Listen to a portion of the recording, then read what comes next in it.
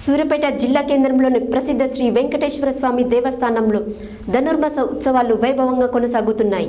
ఈ ఉత్సవాలలో భాగంగా శుక్రవారం 27వ రోజున కుడారై పాయసం నివేదన అత్యంత ఘనంగా నిర్వహించారు. ఈ సందర్భంగా నిర్వాహకులు మాట్లాడారు.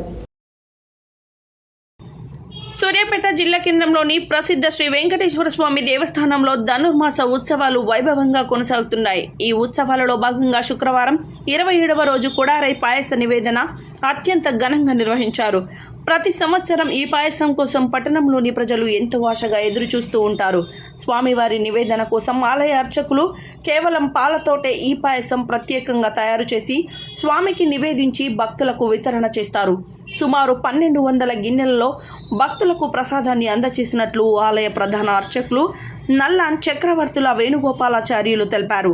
ఈ గిన్నెలు స్వామివారి ముందు కుడారై అనే పేరుతో అలంకరణ చేసి స్వామివారి తిరునామాలుగా తీర్చిదిద్దిన విధానం భక్తులను ఎంతగానో ఆకట్టుకున్నది. భక్తులందరూ ఎంతో క్రమశిక్షణతో ఈ పాయసాన్ని స్వీకరించారు.